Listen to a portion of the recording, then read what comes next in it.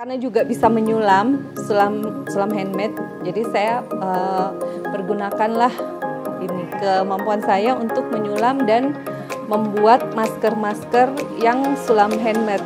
Dari situ kemudian Bugis Lucky bisa kembali bangkit, bahkan bisa menjual masker-masker handmade sulam itu hingga ke luar negeri.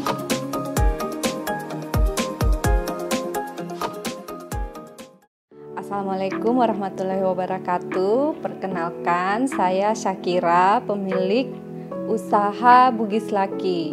Bugis Lucky itu adalah nama brand saya yang fokusnya itu di desain pakaian, terkhususnya jilbab seperti yang saya pakai ini.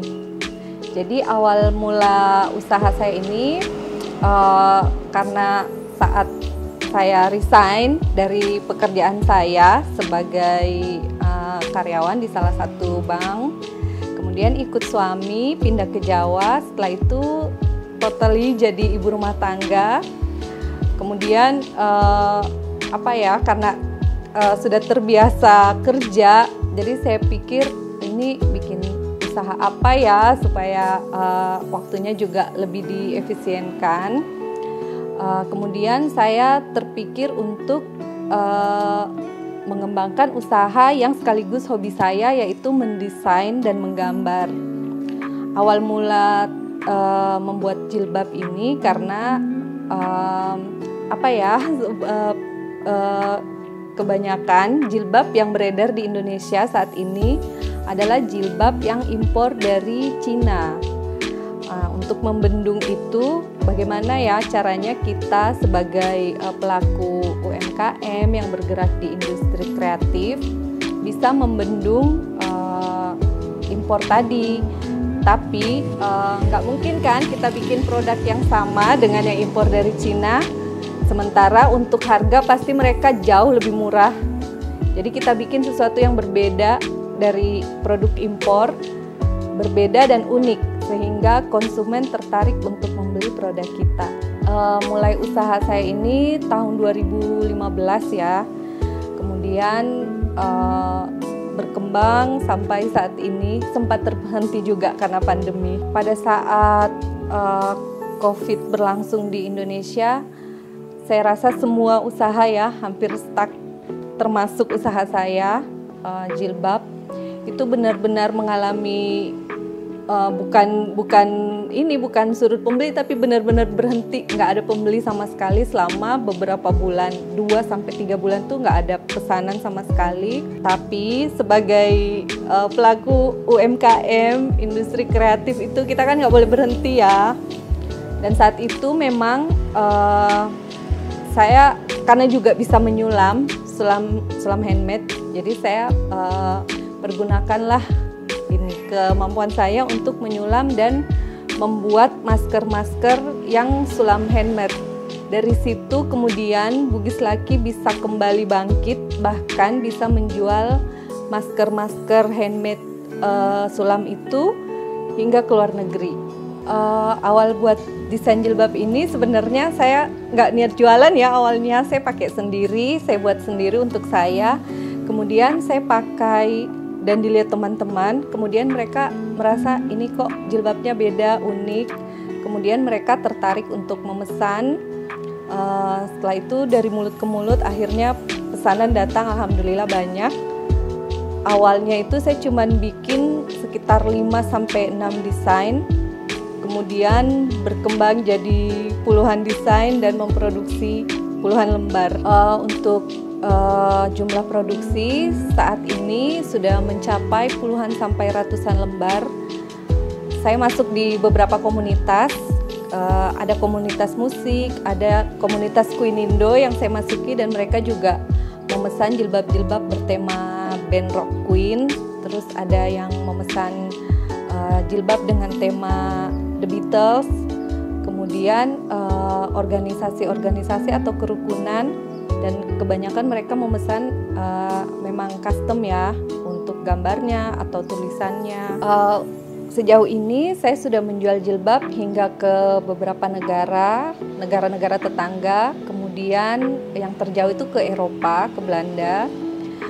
Untuk di dalam negeri sendiri, beberapa public figure juga menggunakan hasil-hasil desain saya, seperti Ibu Dr. Marissa Haque yang menjadi customer tetap saya. Kemudian ada musisi Hiroaki Kato yang pernah saya desainkan kemeja batiknya. Ada penyanyi reggae internasional asal Indonesia yaitu Mas Ras Muhammad, dan juga Ibu Duta Besar Indonesia untuk Hungaria pada saat itu, Ibu Wening Esti Probo. Kalau untuk suka dukanya menjalankan bisnis ini, sebenarnya lebih banyak sukanya ya, karena dengan kita berbisnis, kita bertemu dengan banyak orang-orang baru, menambah pengalaman, kemudian juga menyenangkan karena memang hobi saya adalah menggambar, mendesain seperti itu. Tapi juga tentu saja ada dukanya ya. Dukanya itu ya pada saat COVID atau tidak, awal-awal mulai usaha itu, desain-desain saya yang saya serahkan ke jasa vendor printing kain, hasil dari desain saya itu tidak sesuai antara warna yang telah saya desain atau detail-detail yang gambar-gambarnya itu tidak sesuai dengan yang saya harapkan. Dan kemudian saya mencari beberapa vendor, terus terbantu juga dengan pengalaman sebelumnya, dan akhirnya alhamdulillah sampai saat ini menjadi lebih baik. Sepengalaman saya, teman-teman itu juga saya bergabung di beberapa komunitas UMKM di Jawa Barat dan di sini ya, karena saya pernah tinggal beberapa tahun di Jawa Barat. Yang paling penting dari sebuah usaha itu, selain kita membranding usaha kita, yaitu juga pentingnya mendaftarkan brand kita supaya resmi terdaftar. Jadi ada beberapa usaha yang telah besar, tapi karena mereka lalai untuk mendaftarkan brandnya, mendaftarkan mereknya, sehingga setelah usahanya besar, merek itu sayang sekali ternyata telah terdaftar atas nama orang lain, seperti beberapa kasus perusahaan besar yang pernah kita dengar beberapa waktu ini. Saya sendiri telah mendaftarkan brand saya sejak tahun 2017. Jadi brand Bugis Lucky itu sudah terdaftar, dan keuntungan atau benefit yang kita dapat jika kita mendaftarkan brand kita adalah tentu saja brand kita sudah tidak bisa lagi diklaim oleh orang lain. Kemudian untuk masuk ke marketplace, biasanya kalau yang sudah terdaftar brandnya atau brandnya itu sudah terverifikasi, itu akan memudahkan konsumen kita untuk mencari brand kita di kolom pencarian. Jadi misalnya Bugis Lucky, karena saya belum daftar nih misalnya, kemudian ada orang yang mau membeli jilbab saya tapi dia lupa, aduh nama toko saya, toko online saya apa ya, dia ketik di brand, dia mencari merek, itu pasti nggak ketemu. Karena marketplace besar itu mereka memverifikasi brandnya sesuai yang telah terdata dan terdaftar secara resmi. Untuk keunikan Bugis Lucky sendiri itu kekuatannya ada pada desain dan filosofi gambar-gambar yang ada pada jilbab itu sendiri. Kenapa dia unik? Karena selain unik, dia juga mengangkat tema-tema etnik seperti motif tenunan dari Sulawesi dan beberapa daerah di Indonesia. Kemudian juga karena ini bisa custom, jadi dia lebih eksklusif, tidak pasaran. Kemudian juga pemilihan gambarnya itu tidak umum ya. Dan yang paling unik itu adalah jilbab dengan tema quotes.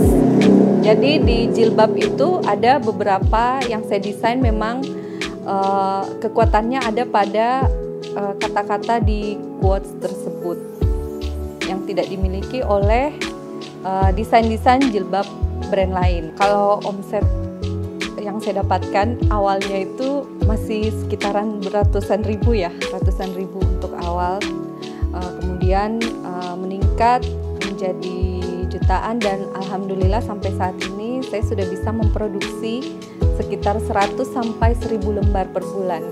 Pencapaian yang saya dapat setelah beberapa tahun menggeluti bisnis desain ini adalah untuk diri saya sendiri, saya merasa jauh lebih produktif. Itu satu yang saya syukuri. Bukan men-challenge diri saya untuk lebih baik dari orang lain, tetapi men-challenge diri saya untuk menjadi lebih baik dan lebih produktif dari diri saya yang sebelum-sebelumnya. Kemudian saya juga punya salah satu desain batik yang telah dipajang di Museum Batik Nasional, dan itu menjadi desain batik pertama dan koleksi batik pertama yang bertemakan motif Sulawesi. Jadi sebelumnya itu memang di Museum Batik tersebut dari seluruh provinsi di Indonesia sudah ada kecuali dari Sulawesi. Jadi Sulawesi pada saat itu memang belum memasukkan desain batiknya untuk jadi koleksi di Museum Batik. Kemudian saya berkoordinasi dengan kepala museumnya, dan setelah dilakukan kurasi baru kemudian desain saya, batik saya itu diterima dan menjadi salah satu pajangan di Museum Batik Nasional. Untuk tempat produksi saat ini memang saya tidak berproduksi di Sulawesi Tenggara karena mengingat tempat produksi kain dan mesin printing kain di Sulawesi Tenggara ini, sejauh yang saya tahu saya belum dapat yang sesuai dengan kebutuhan konsumen saya. Maka 100% dari desain saya ini saya kirim ke jasa printing kain di daerah Jawa Barat. Karena sejak memulai usaha memang saya telah berkolaborasi dengan beberapa jasa printing kain yang berada di Jawa Barat dan di Jakarta. Awalnya saya memproduksi jilbab ini memang agak kesulitan di jenis kain. Jadi seperti jenis kain voile itu awal-awal saya membangun bisnis saya di Indonesia ini masih sangat sedikit dan terbatas untuk memproduksi dengan jenis kain voile. Jadi waktu itu saya lebih concern di kain Max Mara atau satin. Sebenarnya memang tidak terlalu nyaman ya, tapi karena keterbatasan vendor printing kain yang mengharuskan jika ingin voile harus pesan 1000 lembar atau 10.000 lembar. Beriring waktu berjalan, alhamdulillah sudah sangat banyak yang jasa printing kain yang membolehkan print kain itu memakai voile, bahkan untuk 1 lembar kain pun mereka bisa terima. Kalau untuk goals dari Bugis Lucky sendiri itu saya inginnya brand saya itu bisa go internasional, maksudnya bukan ekspornya bukan seperti yang saya lakukan ya, ekspor perorangan, tetapi ekspor secara dalam jumlah besar. Jadi misalnya 10.000 lembar atau ratusan ribu lembar, seperti yang dilakukan Cina ke Indonesia yang mengimpor jutaan lembar jilbab masuk ke Indonesia.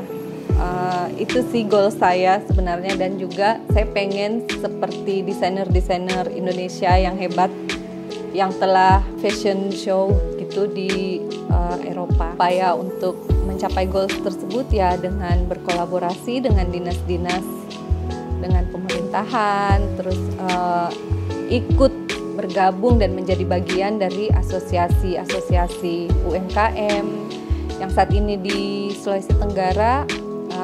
Salah satunya itu APMIKIMDO ya, Asosiasi Pengusaha Mikro Kecil Menengah Mandiri Indonesia. Harapan saya dengan bergabung di APMIKIMDO, berkolaborasi dengan dinas-dinas pemerintahan terkait, semoga jalan untuk ekspor lebih terbuka lebar.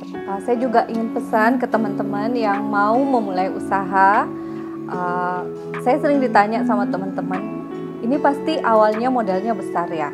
Saya katakan tidak, karena awalnya itu saya cuman buat beberapa desain. Saya ingat waktu itu saya buat 4 desain dan cuma memprint 4 lembar kerudung, tapi saya buat yang betul-betul unik yang anti mainstream. Kemudian salah satunya saya pakai keliling ke event Inacraft waktu itu, dan saya membawa ada sekitar 1000 lembar kartu nama saya. Dan beberapa pengunjung ada yang bertanya, ini pesan di mana? Bagaimana caranya jika saya ingin custom jilbab dengan motif-motif unik seperti ini? Kemudian saya memberi kartu nama dan mereka alhamdulillah sampai saat ini masih menjadi customer tetap saya. Jadi sebenarnya modal awalnya kita berusaha itu bukan seberapa banyak uang yang harus kita keluarkan, tetapi seberapa berani kita memulai usaha. Moto saya sih awalnya, di mana ada peluang di situ ada uang.